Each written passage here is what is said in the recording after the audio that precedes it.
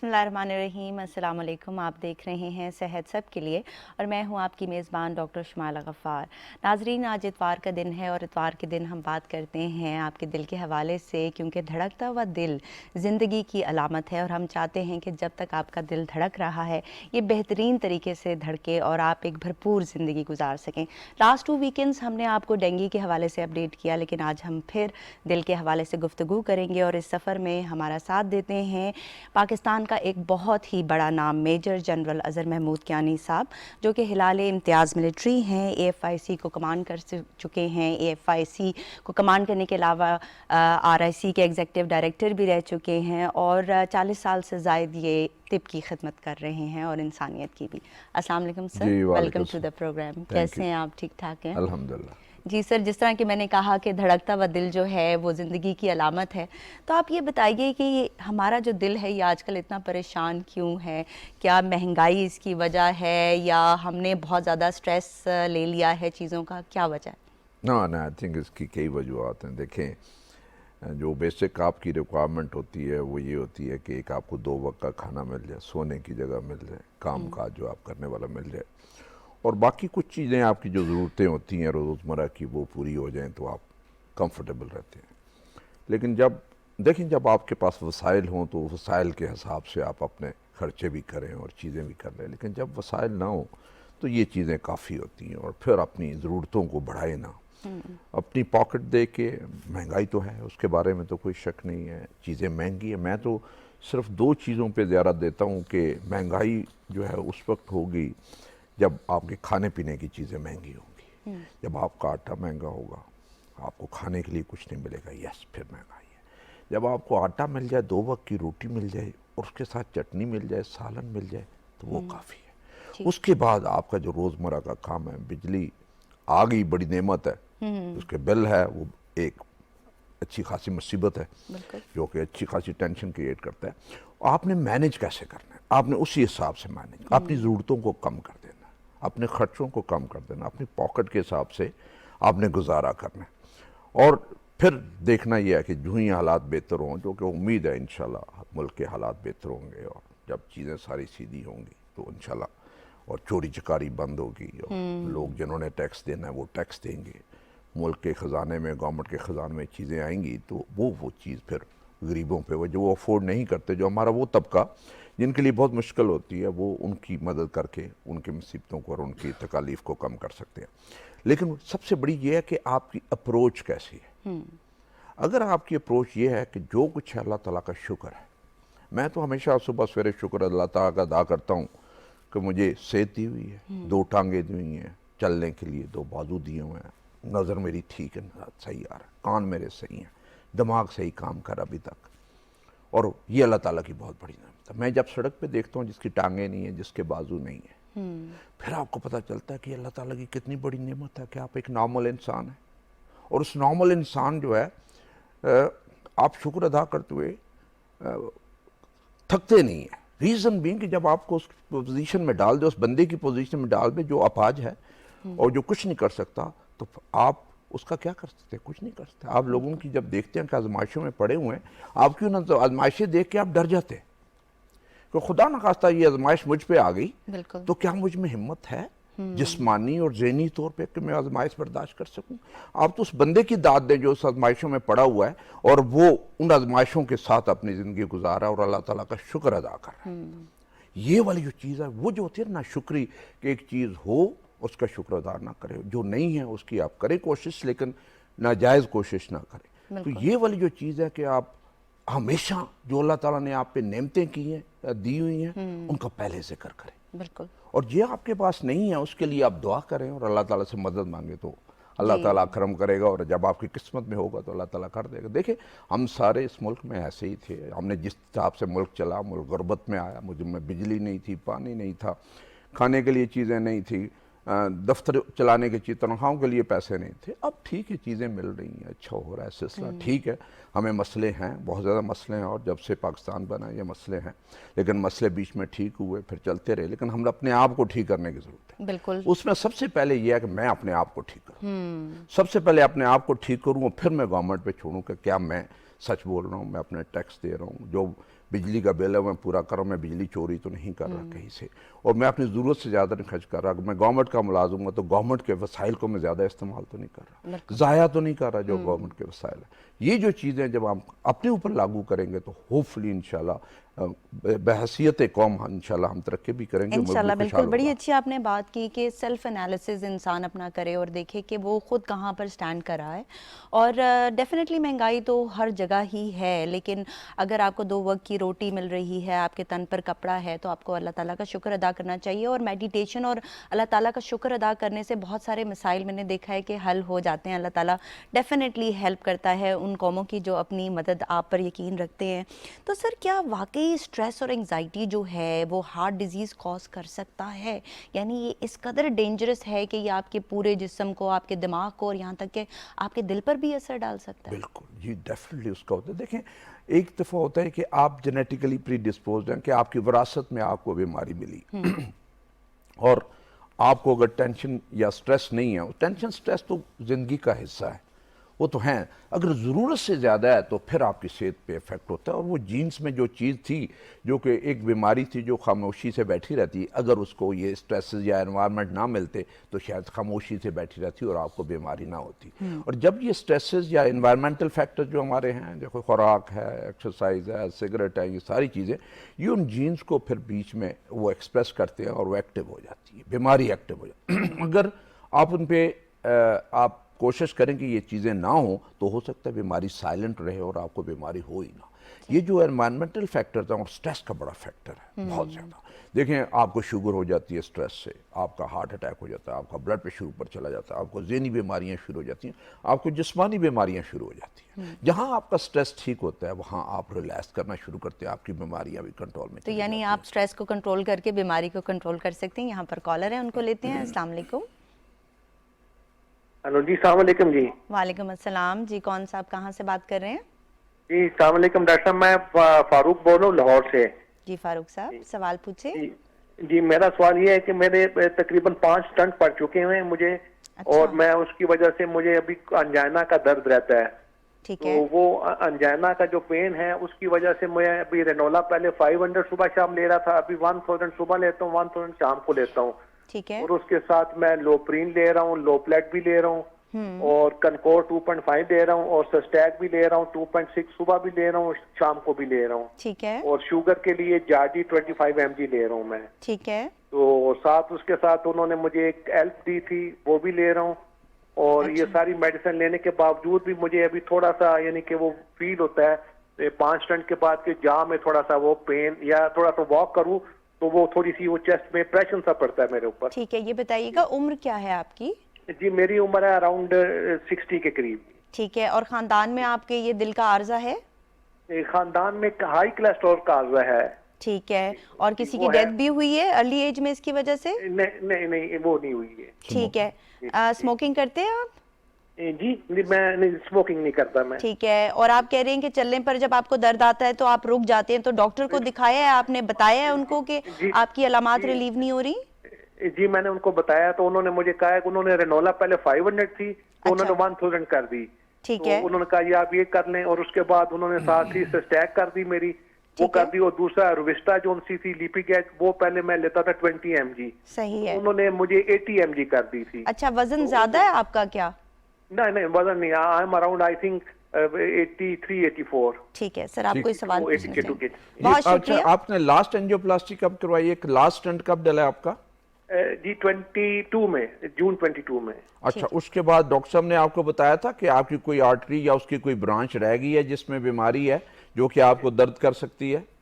जी doctor साहब उन्होंने बताया था मुझे, मगर जो लास्ट आर्टरी थी जिसमें था उसमें उन्होंने कहा था कि वो नॉन डोमिनेंट है, मगर हम डाल देते हैं अंजाना की वजह से। तो उससे मुझे महीना एक तो मुझे रिलीफ रहा, आई वाज विदाउट पेन 1 महीने के लिए, जॉ में नहीं था। तो आफ्टर अ मंथ और सो फिर दोबारा ये वो सिम्टम आने शुरू हो गए जॉ में। तो जब मैंने डॉक्टर साहब को बताया तो उन्होंने कहा कि रेनोला जो सी है वो आप 500 सुबह शाम ले रहे हैं, आप उसको 1000 कर दें। और उसके बावजूद आपका दर्द ठीक नहीं हुआ? उसके बावजूद अभी सम टाइम होता है, यानी कि जो वॉक करूं तो वो कंजेशन और चेस्ट में होती है। और ये आपने रेनोला की जो डोज बढ़ाई है, कब से बढ़ाई है, कितने दिन हो गए? तकरीबन वीक होगा, वीक 10 डेज हो गए मेरे ख्याल में। सही। अच्छा अच्छा, ठीक है। बस चलें, अभी बहुत अभी शुक्रिया अभी कॉल आप करने आपके का। सवाल का जवाब जी, देते आपके हैं। सवाल का जवाब देते हैं। जी सर। हाँ, उनमें आई थिंक मैं फारूक साहब का सबसे पहले अगर मैं मेरे पास आए तो मैं देखूंगा कि इनकी एंजियो हुई है, एंजियोप्लास्टी जो हुई है, किस किस नाली में पड़ी है, किसी नाली में कोई कहीं ना कहीं आई एम श्योर कि किसी भी नाली में, हर जगह पे आप स्टेंट नहीं डाल सकते। सही। जितना जो टाइट ब्लॉकेजेस होते हैं वहाँ पे हम स्टेंट डालते हैं, जहाँ पे थोड़ा ब्लॉकेज होता है वहाँ पे नहीं और इनको डालते। तो वो 5 स्टेंट डल 5 चुके हैं। स्टेंट डाल चुके हैं और वो उसमें प्रॉब्लम होता है। लेकिन उसमें से कई दफ़ा होता है कि जहाँ पे स्टेंट डले हैं वो नाली तो खुली है, जहाँ पे नहीं डले हुए 40-50% कोई ब्लॉकेज है तो उससे पेन हो सकता है। अच्छा। लेकिन इनकी कोई ऐसी जगह पे पेन है जो कि ये हैवी डोजेज ले रहे हैं सारी मेडिसिन की और इनका अभी तक प्रॉब्लम सॉल्व नहीं हुआ। मैंने एक सजेशन दूंगा और फिर इनसे आई थिंक कोशिश करेंगे 2 हफ्ते के बाद मुलाकात आपसे हो इन मेडिसिन के साथ, और एक दफ़ा अपने डॉक्टर साहब जिन्होंने इनकी एंजियोप्लास्टी और स्टेंटिंग की है उनके पास जाएं और फिर एक दफ़ा वो इनकी सीडी देख लें कि क्या वो स्टेंटिंग ठीक थी, कोई कौन सा स्टेंट कोई प्रॉब्लम तो नहीं दे रहा, या हो सकता है पॉसिबल है कि इन दवाइयाँ जो मैं दवाइयाँ भी इन्हें तजवीज़ करूँगा अगर उसके बावजूद इन्हें पेन होता है तो मेरी एक सजेशन होगी कि अपनी ये एंजियोग्राफी एक दफ़ा रिपीट करवा लें। सही। हो सकता है कि किसी ना किसी स्टेंट में कोई प्रॉब्लम आया और स्टेंट को हम खोलें तो इनका मसला जो है वो ठीक हो जाए। मैंने कहूँगा कि अभी जो रेनोला तो उन्होंने बढ़ाया हुआ है, एक और टैबलेट है निकोरेंडल उसे कहते हैं, और निकोरिल NICORIL निकोरिल जो है वो उसके नाम से आती है या इकोडिल के नाम से आती है। 10 मिलीग्राम की 10 मिलीग्राम की एक गोली आप सुबह शाम इन दवाइयों के साथ शुरू कर दें तो होपफुली आपकी तबीयत बेहतर होगी। और दूसरा जो है अपना खाना वो इस हिसाब से रखें कि पेट भर के, हम श्योर के नहीं खाते होंगे लेकिन पेट भर के खाना ना खाएं, और जब भी वॉक करें तो खाली पेट वॉक करें, और शावर लें या नहाएं तो बैठ के शावर लें, सीढ़ियों को आप अवॉइड करें और थोड़ा सा रिलैक्स करें। कई दफ़ा 5 स्टेंट जो है ना वो बंदे को बड़ा परेशान करती है। 5 Azolam के स्टेंट में हैं हाँ ये। वो एक एंग्जाइटी शुरू हो जाती है, उस एंग्जाइटी की वजह से आपको पेन होना शुरू हो जाता बिल्कुल। है, और मरीज को कई दफ़ा रिलैक्स करना पड़ता है कि आपका जो होना था वो हो गया, स्टेंट डल गए, नालियाँ खुल गई, आपका अंजाना ठीक हो गया, तो वो फिर ठीक होता चला जाता है। और कई दफ़ा आपके जो बीमार पुरसी के लिए आते हैं वो आपको डराते हैं, अच्छा आपको 5 स्टेंट डले हैं। वो बेसिकली लोगों को 7, 8, 10, 20, 25, 28 तक स्टेंट डले हुए हैं। अच्छा। हाँ, इतने स्टेंट डल जाते हैं, तो इसमें कोई परेशानी वाली बात नहीं, जहाँ पे ज़रूरत है वहाँ पे डल जाते, जहाँ पे नहीं ज़रूरत वहाँ पे नहीं डलता। हाँ, ये भी है कि आप देखें कि आप जिसके से आप एंजियोप्लास्टी करवा रहे हैं डॉक्टर के साथ वो एक्सपीरियंस्ड है, उसको पता है कि वो स्किल्ड उसके पास है और अच्छा ऑपरेटर है जो कि अच्छी एंजियोप्लास्टी करता है, फर्स्ट क्लास, फिर इनका कोई नुकसान नहीं है। सर यहाँ पर एक और कॉलर है, उनको लेते हैं। अस्सलाम वालेकुम। अस्सलाम वालेकुम। वालेकुम अस्सलाम। कौन कहाँ से बात कर रही हैं? मिसेस फहीम बोल रही हूँ जी, इस्लामाबाद से। जी, सवाल पूछे। जी अस्सलाम वालेकुम सर। जी वालेकुम सलाम जी।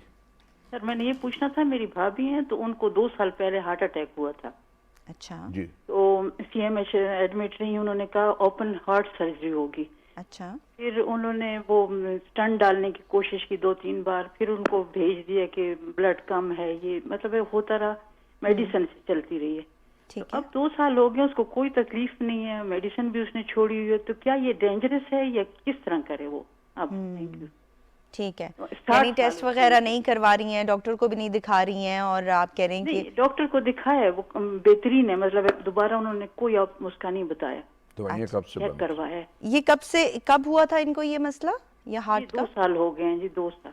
ठीक है। 60 साल और हो कोई गए उनको इसके साथ ब्लड प्रेशर का मसला या शुगर वगैरह, वजन ज्यादा है उनका? कुछ भी नहीं, नॉर्मल है, और हार्ट अटैक भी इसी किस्म का हुआ है कि उनको पेन नहीं हुई, दिल अच्छा। घबराया, गए हैं तो उन्होंने कहा सीरियस मतलब है, उन्होंने एडमिट किया और काफी टेस्टों में ऐसे हुआ है।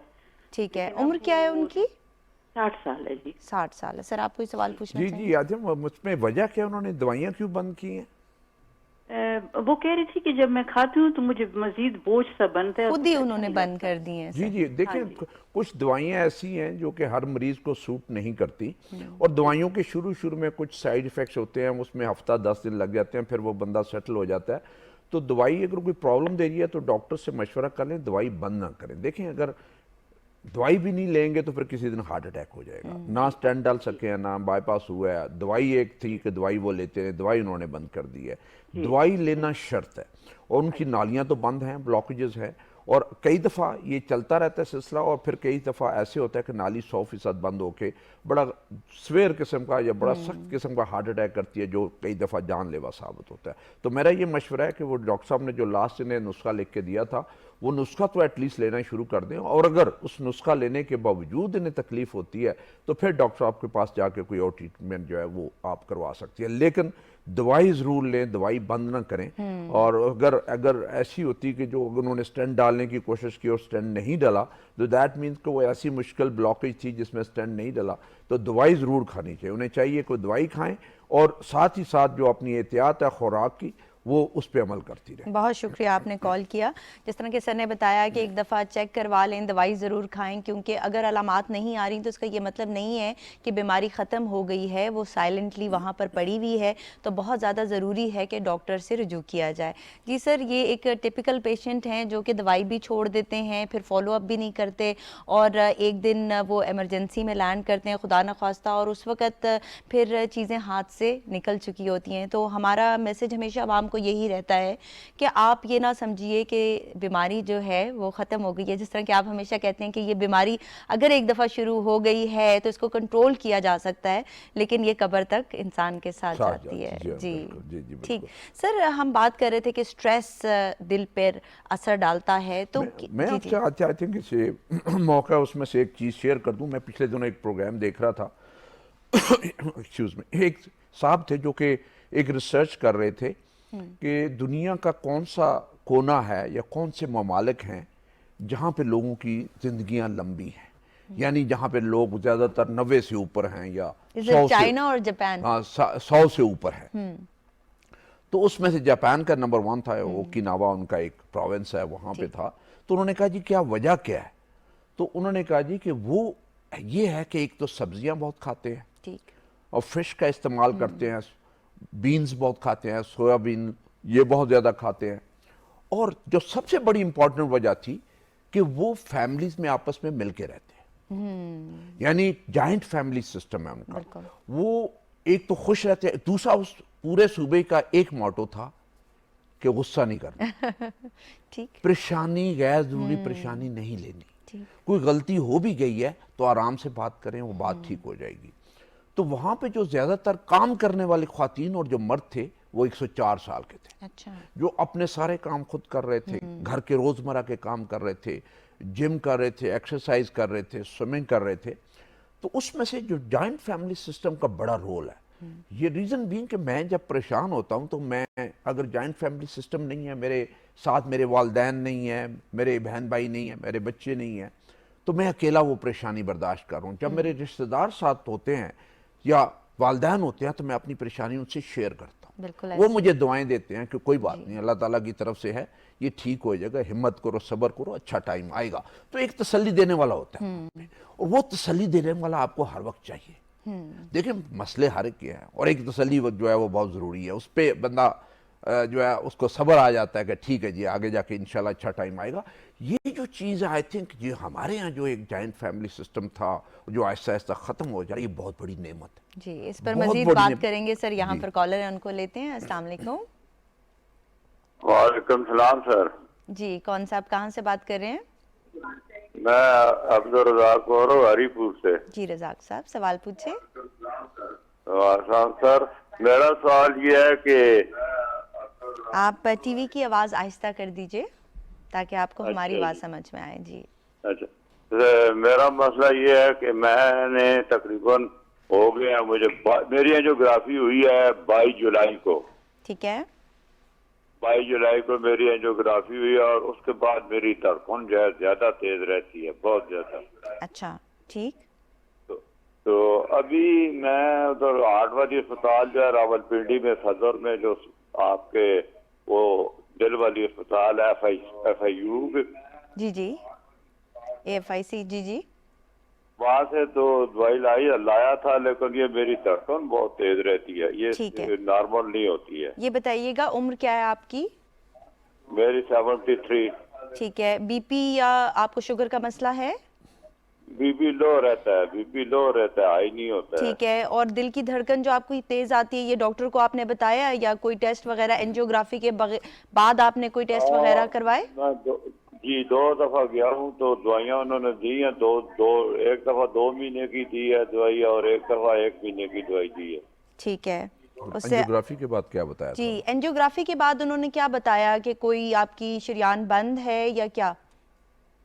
पहले कह रहे थे दवार डालेंगे तो वो नहीं डाले हैं, तो स्कर्ट वगैरह डाले नहीं है, तो अभी उसके बाद मुझे पास ये दवाई पीठ में भी दर्द रहती है। दवाई कौन और कौन सी दी है उन्होंने आपको? दवाइयाँ दी हैं नेगलेस SR, ठीक है। नेगलो SR 2.6 और एक वो दूसरी दवाई है एक्सप्लेंडल, ठीक है। ठीक है। तो एक और है वो है जी जी, ए, आप टीवी की आवाज स्लो कर दीजिए। ठीक है, आपके सवाल एक की और- हमें एक और- समझ एक- में आ एक गई है। और- जी जी, दवाई। अगली गोली कौन सी बता रहे हैं आप? वो जो खून को पतला कर दिए एक्साइड के पता नहीं क्या नाम। जी ठीक ठीक है। है। और इसके अलावा इसके अलावा बस वो खाली पेट से वो मैदे की दवाई लेता हूँ खाली बस। ठीक है जी ठीक है। सवाल जी, बहुत शुक्रिया कॉल करने का। आपके सवाल का जवाब लेते हैं। जी जी आई थिंक उन पे वो कहते हैं कि 2 नालियां बंद थी और उन्होंने स्टेंट का भी कहा था, स्टेंट उन्होंने डाला नहीं है, शायद इनकी उम्र ज़्यादा है, नालियां सख्त होंगी, कैल्सिफाइड होती हैं, उस वक्त कई दफ़ा स्टेंट नहीं डाल सकते, तो मेडिसिन लिख के दी। तो इसमें जो एक चीज़ थी जो बता रहे थे कि दिल की धड़कन मेरी तेज़ है, तो उसके लिए एक दवाई मैं तजवीज़ करूँगा टेलीफोन के ऊपर, और ये दवाई खाने के बाद वहीं पे डॉक्टर साहब को एक दफ़ा अपनी नब्ज़ और ब्लड प्रेशर ज़रूर चेक करवा लें। ये दवाई जो है कॉनकर CONCOR कॉनकर 2.5 मिलीग्राम एक गोली आपने रोज़ाना लेनी है। उससे होपफुली इंशाल्लाह आपकी जो दिल की धड़कन है वो बेहतर हो जाएगी। और आपने जो एंजियोग्राफी करवाई है और उन्होंने स्टेंट का कहा था, तो मेरा आपको ये मशवरा होगा कि उन डॉक्टर साहब को एक दफ़ा 2 हफ्ते के बाद ज़रूर दिखा लें, ताकि आपकी दवाइयों पे वो नज़र मार लें और आपका नुस्खा देख लें, और उसमें अगर कोई रद्दबदल करना है तो उसका रद्दबदल कर दें। लेकिन फ़िलहाल आप ये दवाई जो है कॉनकर 2.5 मिलीग्राम एक गोली डेली शुरू कर दें। अच्छा सर, इन्होंने जिस तरह की कहा कि एंजियोग्राफी के बाद इनको ये महसूस हो रहा है कि दिल की धड़कन तेज़ हो रही है, तो क्या एंजियोग्राफी का कोई ऐसा इफ़ेक्ट होता है पेशेंट पर कि हार्ट रेट जो है ज़्यादा हो जाए, या ये साइकोलॉजिकल है, ये एसोसिएट कर रहे हैं? साइकोलॉजिकल ये है कि जब एंजियोग्राफी होती है तो आपका अपनी बीमारी का पता चल जाता है। सही। पहले इन्हें बीमारी का पता नहीं था, नहीं पता इनकी 2 नालियां बंद हैं, अब है बीमारी। पहले ये था कि शायद कुछ ना हो, वो बीमारी का एक एंग्जाइटी, एक प्रेशर होता है और परेशानी होती है उस बीमारी की, उसकी वजह से आपकी दिल की धड़कन तेज़ हो जाती है और एंग्जाइटी शुरू हो जाती है। तो ये दवाई जब लेंगे तो होपफुली आई थिंक इनका जो दिल की धड़कन वाला मामला जो है वो काफ़ी हद तक बेहतर हो जाएगा। सर, हम बात कर रहे थे कि किस तरह से जॉइंट फैमिली सिस्टम जो है वो आपके काफ़ी जो मसाइल हैं उनका हल है, और डेफिनेटली जब आप अपने माँ बाप के पास जाकर बैठते हैं और आप अपनी माँ से स्पेशली एक्सप्रेस करते हैं कि मुझे ये मसला है, और आपकी माँ आपको दुआ देती है, तो उससे भी मैंने देखा है कि बहुत सारे मसाइल आपके हल हो जाते हैं। और आपने बड़ी अच्छी बात की कि वो ममालिक जहाँ पर ज़िंदगियाँ जो हैं वो लंबी हैं, वहाँ पर यही देखा गया है कि रिलेशनशिप्स बेहतर हैं। और इवन यहाँ तक भी एक हार्वर्ड की रिसर्च है कि अगर आप चाहते हैं कि आपकी ज़िंदगी प्रोलॉन्ग्ड हो, तो आप अपने दोस्तों से मिलिए, अपने फैमिली से मिलिए, और ऐसे शख्स का इंतखाब कीजिए शादी के लिए जिससे आपकी जो अंडरस्टैंडिंग है वो बेहतर हो। तो डेफिनेटली इन चीज़ों का रोल है। हम हमेशा बात करते हैं कि एनवायरमेंटल फैक्टर्स जो हैं वो बीमारी कॉज करने में और कंट्रोल करने में एक अहम रोल अदा कर सकते हैं। अच्छा सर, ये जो BP जो है ऊपर होता है कभी नीचे होता है, तो ये दिल को किस तरह से मुतासर करता है? हाई BP तो दिल पर डेफिनेटली इफेक्ट डालता है, प्रेशर डालता है, तो बाज़ लोगों को जो लो BP का मसला होता है, तो क्या ये भी डेंजरस होता है? नहीं बिल्कुल, आई थिंक उसमें से देखें, पहले हम कई प्रोग्राम्स में बता चुके हैं कि BP की एक हद है, एक नीचे वाली जो है लेवल है या हद है, एक ऊपर वाली हद है। नीचे वाला जो उसका लेवल है वो 90 ऊपर वाला और 60 नीचे वाला, 90-60 ये आखिरी नीचे वाली हद है, यहाँ तक नॉर्मल ब्लड प्रेशर है। ऊपर वाली जो हद है वो 140 और नीचे वाला 90, ये ऊपर वाले था। अब 90-60 और 140 के दरमियान जहाँ मर्जी है ब्लड प्रेशर जाए वो आपका नॉर्मल ब्लड प्रेशर है। जो ख्वातीन होती हैं ज़्यादातर, वो स्पेशली जिनका वेट भी ज़रा कम होता है, उनका ब्लड प्रेशर हमेशा ऐसे ही होता है 90-60-60। वो कहते हैं जी, डॉक्टर के पास जाते हैं तो कहते हैं जी लो है, लो नहीं है, वो नॉर्मल उनका है ही ब्लड प्रेशर वो वाला। और वो लकी होते हैं, उनको हाई ब्लड प्रेशर होने के चांसेस बड़े कम होते हैं ज़िंदगी में। अच्छा। जिनका ब्लड प्रेशर ऊपर 140-90 के करीब रहता है उनको ब्लड प्रेशर होने के चांसेस ज़्यादा होते हैं। तो ये जो लो ब्लड प्रेशर एक नेमत है। अच्छा, और हाई ब्लड प्रेशर का ये होता है कि फ्यूचर में ब्लड प्रेशर होगा। जब आप परेशान होते हैं दिन के वक्त, कोई स्ट्रेस होता है या काम कर रहे होते हैं, तो आपका ब्लड प्रेशर ऊपर की तरफ रहता है। रात को जब आप घर आते हैं, वक्त आपने काम काज ख़त्म कर लिया, रिलैक्स किया, खाना खाया, जब आप लेटते हैं तो आपका ब्लड प्रेशर सेटल हो जाता है। जब आप रात को सोते हैं तो आपका फर्दर ड्रॉप कर जाता है, क्योंकि आपको टेंशन, रिलैक्स वो वाला, अनलेस कि आप कोई ख्वाब, डरावना ख्वाब ना देख रहे हो या परेशानी वाला कोई ख्वाब ना देख रहे हो, फिर जाके होता है। अदरवाइज ये वाली चीज़ें हैं। जो सबसे इंपॉर्टेंट चीज़ है, जो लो ब्लड प्रेशर है उसका मसला, वो ज़्यादातर कुछ चंद एक गिनी चुनी बीमारियाँ जिस वजह से होता है वो आपको डायग्नोज करते हैं, उसे ठीक कर देते हैं। या फिर आपको कहीं डायरिया, वॉमिटिंग हुई या फीवर हुई या डिहाइड्रेशन हुई, तो उससे आपका ब्लड प्रेशर ड्रॉप करता है। सर यहाँ पर कॉलर है, उनको लेते हैं। अस्सलाम वालेकुम। वालेकुम जी, कौन कहाँ से बात कर रहे हैं? जी, मेरा नाम मोहम्मद वसीम है और मैं कराची से बात कर रहा हूँ। जी, सवाल पूछे। जी, डॉक्टर साहब से मेरा सवाल ये है कि मुझे मेरी उम्र अभी 40 साल है और 28 साल की उम्र में मुझे हाई ब्लड प्रेशर डायग्नोज हुआ था, तो उस वक्त से मैं इलाज करवा रहा हूँ। हाइपरटेंशन प्राइमरी था मुझे, क्योंकि मेरी फैमिली में हिस्ट्री में चलता हुआ आ रहा है।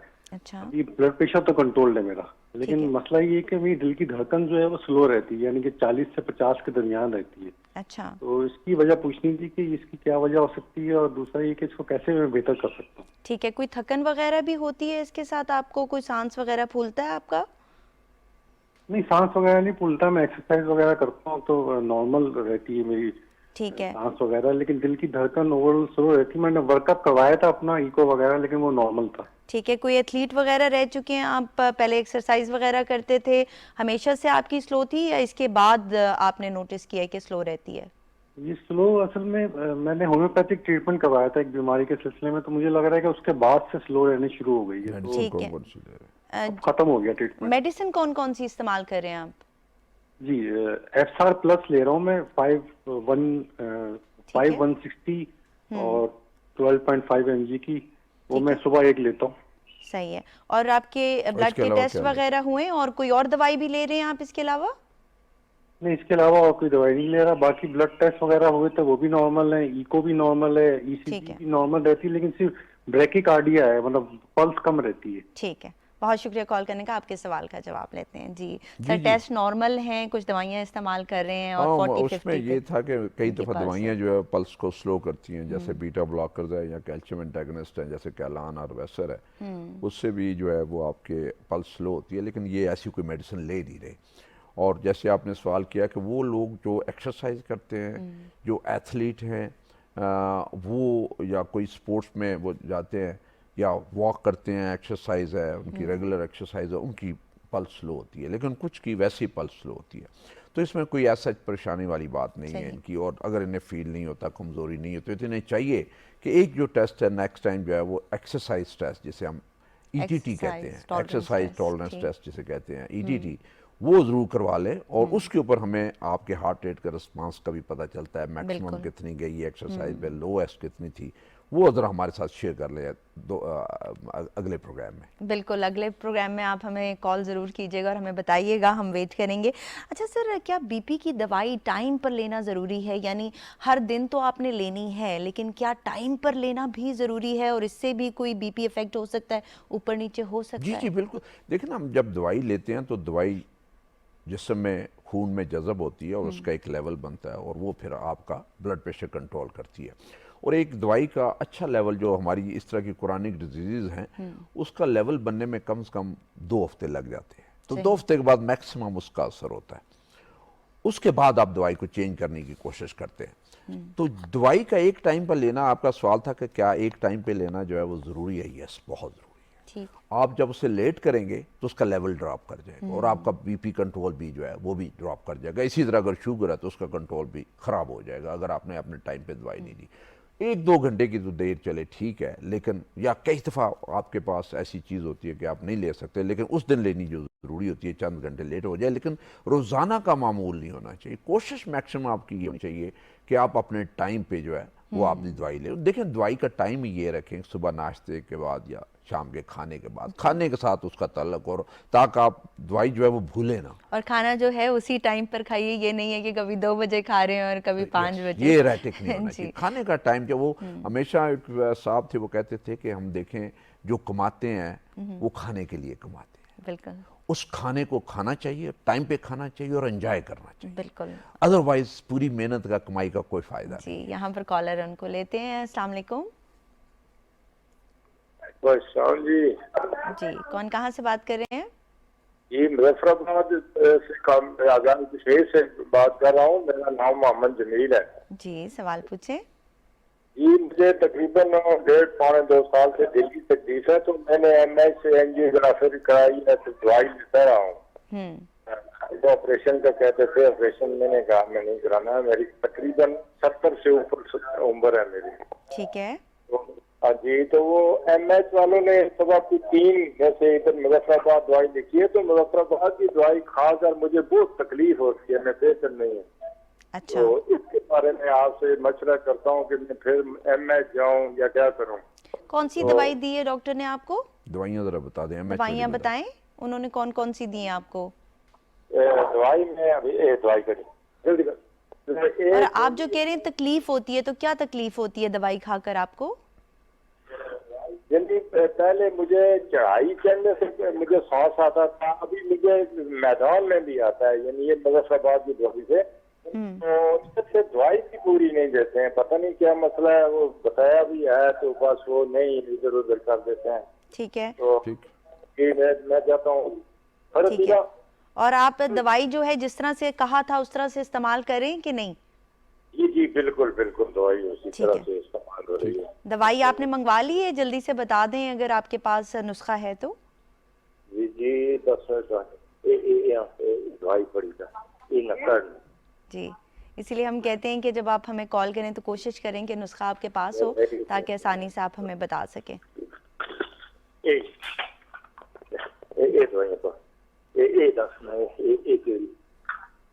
सवाल का एक टेबलेट है, सुबह शाम खानी है। MR लिखा है, TRIKAT। ठीक है, ये एक सुबह शाम खानी है, ये खा रहा हूँ। ठीक है। इसके अलावा कोई दवाई और नहीं इस्तेमाल कर रहे? यानी एक दवाई है, रात को एक गोली खानी है। ठीक है, ये थोड़ी तब्दील हो गई है, ये MS से और मिलती थी, इधर से और मिलती है। है। ROBISTA ठीक है, 10 मिलीग्राम की है। सही है। तो इससे मुझे बेहतरी नहीं हो रही है, उधर से और मिल रही थी। ठीक है, ये बताइएगा शुगर वगैरह भी है और खानदान में किसी को दिल का मसला है, स्मोकिंग वगैरह करते हैं आप? जी जी, शुगर भी है। ठीक है, एक लो प्लेट है, वो एक रोजाना खानी है। ठीक है। तो ये है। चलें आपके सवाल का जवाब लेते हैं। बहुत शुक्रिया कॉल करने का। जी सर। जी, आई थिंक उसमें बात इनकी ठीक है कि मैं वो जो दवाई पिंडी से लेता था वो दवाइयाँ ने सूट कर गई थी, ठीक है, और उनके जिस्म ने भी कबूल कर ली थी और उससे असर भी था और उन्हें आराम भी था। तो मेरे अब मरीज़ों को यही मशवरा है कि वो नुस्खा जिससे आपको आराम आ जाए उस नुस्खे को डिस्टर्ब ना करें, वही नुस्खा आप जारी रखें। और कोई दवाई बदलने की कोशिश भी करे तो उन्हें कहें जी मुझे ये नुस्खा सूट करता है तो ये मैं यही नुस्खा, अनलेस को कोई वजह हो ख़ास के उसके कोई नुकसान हो तो फिर दवाई बदलनी हो तो बदलें, अदरवाइज़ वही जो दवाइयाँ हैं जो आपको सूट करती हैं वो जारी रखनी चाहिए।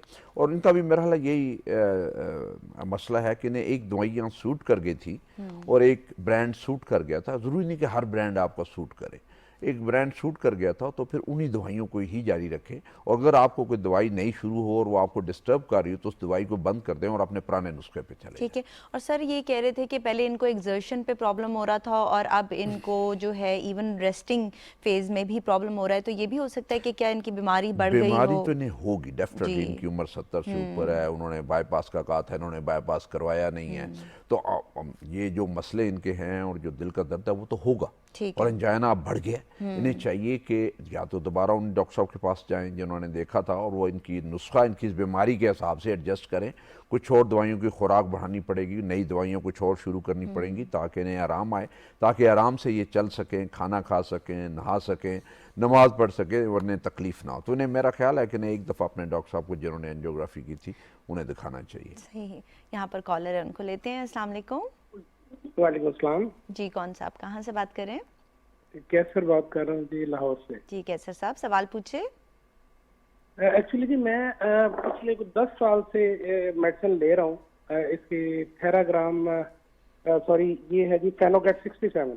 अच्छा। मेरे डॉक्टर हैं, ये जनरल फिजिशियन थी, उनसे मैं ये सारी चीजें देख रहा हूँ।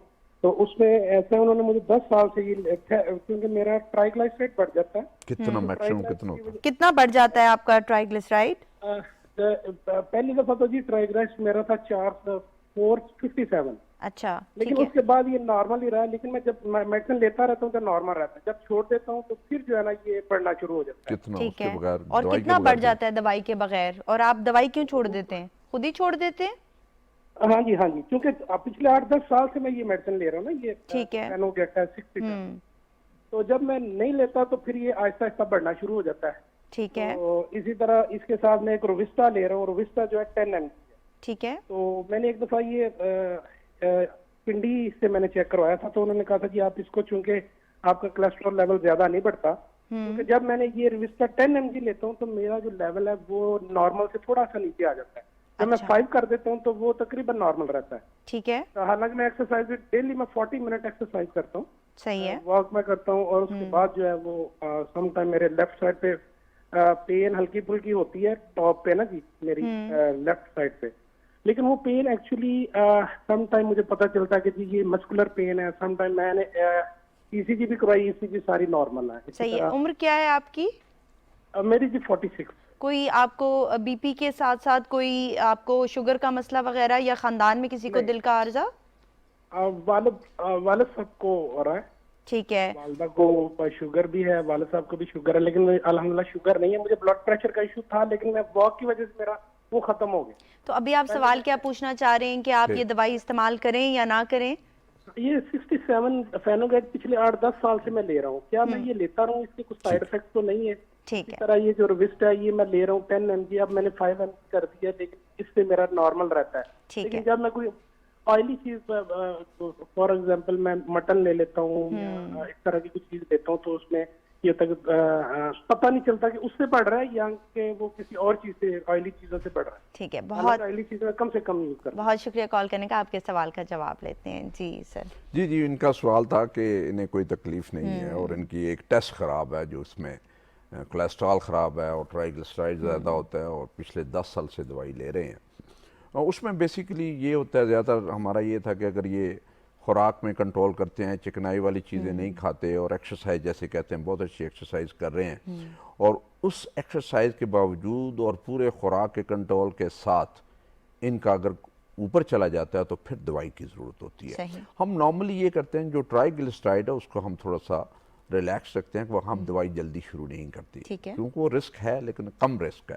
उसकी कोशिश ये होती है कि एक्सरसाइज और डाइट के साथ से ठीक किया जाए, क्योंकि हम जो भी रोज़ाना की खुराक लेते हैं उसमें थोड़ी सी भी चिकनाई होगी तो आपका ट्राइग्लिसराइड ऊपर चला जाएगा। कोलेस्ट्रॉल जो है वो बाद में जाता है, लेकिन क्योंकि इनकी पॉजिटिव फैमिली हिस्ट्री है, इनके वालिद साहब को हार्ट का मसला है और शुगर है, तो ये इंडिकेशन है कि इन्हें होना चाहिए। लेकिन अगर इनका ट्राइग्लिसराइड 200 और 300 के दरमियान रहता है तो इन्हें फेनोगेट खाने की ज़रूरत नहीं है। सही। और अगर कोलेस्ट्रॉल इनका भी वो भी नॉर्मल रहता है, जिसमें से एलडीएल जो है 130 से नीचे रहता है या 100 से नीचे रहता है, तो फिर इन्हें रोविस्टा खाने की भी ज़रूरत नहीं है। कोशिश ये करें कि एक्सरसाइज और खुराक के साथ हो। जब इनका ट्राइग्लिसराइड हम 400 ये से ऊपर जाना शुरू करें तो फिर बेशक फेनोगेट ले लें, और अगर उसको बंद करने से दोबारा वो 400 पे चला जाता है तो फिर बेशक इसको जारी रखें। अच्छा। और अगर कोलेस्ट्रॉल जो है वो 200 से ऊपर जाता है, या एलडीएल जो है कोलेस्ट्रॉल जो मेन चीज़ है वो 130 से ऊपर जाता है, तो फिर इन्हें आप रोविस्टा 5 मिलीग्राम जारी रखनी चाहिए। लेकिन डाइट और एक्सरसाइज को नहीं छोड़ना, वो आपने साथ जारी रखनी है। सही। तो इसलिए रोविस्टा अगर छोड़ के देखें 400 से नीचे रहता है तो रोविस्टा जो फेनोगेट है वो ना ले। ठीक है। और इसी तरह अगर कोलेस्ट्रॉल नॉर्मल रहता है तो वो भी ना ले, ज़रूरत हो जब ऊपर लेवल चला जाए तो फिर लें, जो मैंने लेवल्स बताए हैं, अदरवाइज जो है इनको छोड़ देना चाहिए। और ये कह रहे हैं कि अगर इस्तेमाल करेंगे तो कोई साइड इफेक्ट्स वगैरह तो नहीं देखिए ना, साइड इफेक्ट होने होते तो पहले ही हो जाते, मसल एक्स एंड पेन्स है, जिगर का टेस्ट कुछ लोगों का ख़राब हो जाता है और बड़े कम परसेंटेज 1 to 2% वाला होता है। फिर कुछ लोगों को जिस्म में दर्दें शुरू हो जाती हैं। वो अगर चीज़ें नहीं होती इनकी, और वो एक और बड़ा रेयर किस्म का साइड इफेक्ट है, कुछ लोगों को शुगर जल्दी हो जाती है, कुछ लोगों को थोड़ा सा डिमेंशिया वाला सिलसिला होता है, लेकिन बड़ा रेयर, बहुत ही रेयर और बड़ी हैवी डोज। ये तो बड़ी होम्योपैथिक डोज, सूंघने वाली और डोज काफी ले अरसे रहे से हैं। ले रहे हैं और इनको कोई कोई ऐसा हुआ सिम्टम्स नहीं नहीं आ है, रहे, तो आपको ये पहले इस्तेमाल कर चंद सकते महीनों में, साल में साइड इफेक्ट का पता चलता है। वो जब ठीक होता है तो ये टेस्टेड किस्म की दवाइयाँ हैं, तो इसलिए इसको इनका कोई फिक्र खतरा नहीं है। यहाँ जी। पर कॉलर है, उनको लेते हैं। अस्सलाम वालेकुम। वालेकुम अस्सलाम। जी, कौन कहाँ से बात कर रहे हैं? मैं पेशावर से बात कर रहा हूँ। डॉक्टर साहब से पूछना था यही हार्ट पेशेंट, उसके दवाई के बारे में। अच्छा जी, उम्र बताइएगा अपनी। 22। सही। और हार्ट का क्या मसला है आपको? मुझे ये कुछ 3 months पहले मायोकार्डाइटिस इन्फेक्शन हुआ था। अच्छा। पहले चेस्ट पेन था। ठीक है। और उसके बाद ये डॉक्टर ने मेडिसिन वगैरह मुझे स्टार्ट कर दी थी, तो वो इन्फेक्शन खत्म हुआ, तो अभी डॉक्टर साहब ने मुझे सिर्फ इंड्राल दी हुई है। सही है। तो डॉक्टर साहब से ये पूछना था कि इस चीज का क्या वो है, इशू क्या है, ये होता किस वजह से है? सही। मायोकार्डाइटिस के बारे में आप पूछना चाह रहे हैं, ठीक है। तो उन्होंने कोई बताया था आपको, कोई वायरल इन्फेक्शन उससे पहले हुआ हो या कुछ और? वायरल इन्फेक्शन में जिम वगैरह करता था, एक्सरसाइज, और मुझे टेम्परेचर था, उसके बाद ये शुरू हुआ। ठीक है। और इंजेक्शन फ्रैक्शन कितना था एको एको आपकी हुई थी और इंजेक्शन फ्रैक्शन कितना था आपका? एको हुई थी, एको के अंदर भी फर्क था और एचजी में भी फर्क था, और ये जो मेरा ट्रोपाई था ये 35,000 प्लस था। अच्छा, ठीक है। नहीं, इंजेक्शन आपका फ्रैक्शन याद injection- नहीं है आपको? सॉरी। इन्फेक्शन मेरे ख्याल से कोई ये सीआरपी का आप कह रहे हैं वो 3.5 समथिंग था।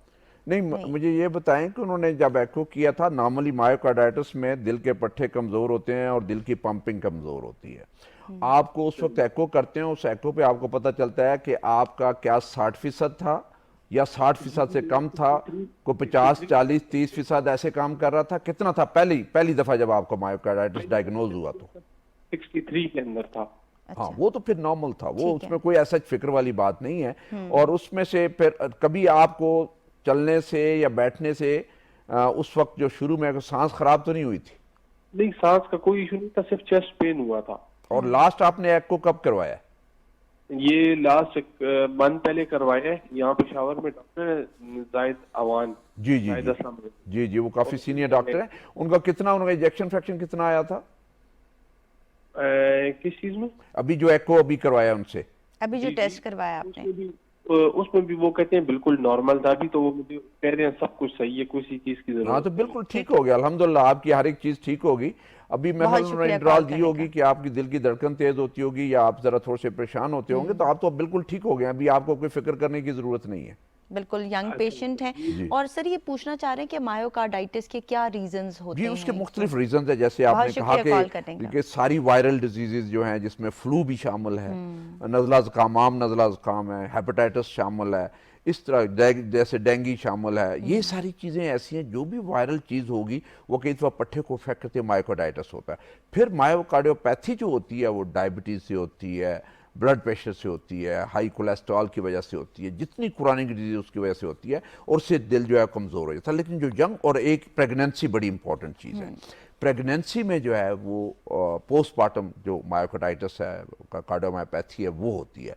और उसमें से या तो डिलीवरी से फ़ौरन पहले या डिलीवरी के बाद होती है, और वो उसमें हार्ट बहुत कमज़ोर हो जाता है, सांस फूल जाता है, फेफड़ों में पानी भर जाता है, हार्ट फेलियर होता है। तो ये चीज़ें शुरू में अगर ट्रीट हो जाएं तो काफ़ी हद तक ये रिकवर कर जाती हैं।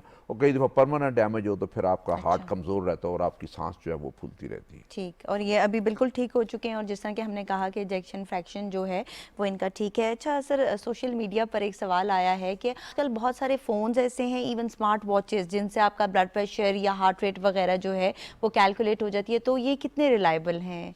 ये मैं अभी रिसेंटली मैं अपनी किसी मीटिंग पे यूके गया था, तो मैंने एक एप्पल वॉच आई है, एक एप्पल वॉच बड़ी ज़बरदस्त है। उसकी सबसे बड़ी, मैं खुद वो ऑर्डर किया, लेकिन वो एक नया वर्जन आ रहा था, तो अवेलेबल नहीं थी, वो भी बाद में आएगी। वो बहुत अच्छी वॉच है। ठीक। उस वॉच को आप पहनेंगे तो आपकी ईसीजी फौरन हो जाएगी। अच्छा। और ऐसा मरीज जिसकी दिल की धड़कन तेज होती है या स्लो होती है या वो बेहोश हो जाता है तो वो ईसीजी पे आ जाएगा कि क्या उसको टैकीकार्डिया है या ब्रेडिकार्डिया है या उसकी ईसीजी खराब है, प्लस उसकी pulse, blood pressure, oxygen saturation आ जाएगी। अच्छा। तो ये एक बड़ी अच्छी गैजेट है। बहुत हम कई दफ़ा होता है कि मरीज उसे तकलीफ होती है और जब तक हमारे पास पहुंचता है उसकी तकलीफ खत्म हो चुकी होती है और उसकी डॉक्यूमेंटेड नहीं होता कि उसका प्रॉब्लम क्या हुआ था।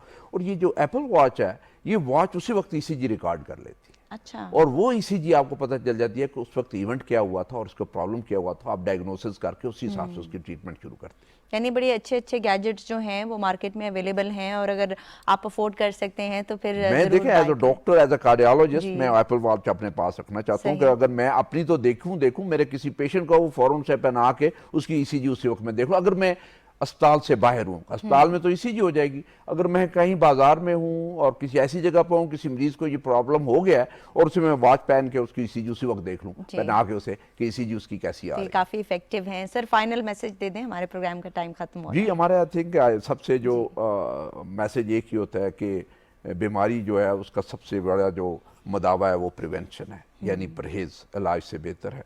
और उसमें से कोशिश ये करें खुश रहें, खुशियाँ बांटें, अपने आप को गैर ज़रूरी परेशान ना करें, गुस्सा ना करें, खुराक अपनी सादा रखें, सब्ज़ी, दाल, तली चीज़ें कम से कम खाएं, गोश्त का इस्तेमाल कम करें, रोज़ाना कम से कम आधा घंटा चलें, सिगरेट पीते हैं तो छोड़ दें, वज़न है तो उसको कम कर दें, नींद अपनी 6 से 8 घंटे पूरी करें तो आप सेहतमंद रहेंगे। जी, बहुत शुक्रिया सर फॉर ज्वाइनिंग अस।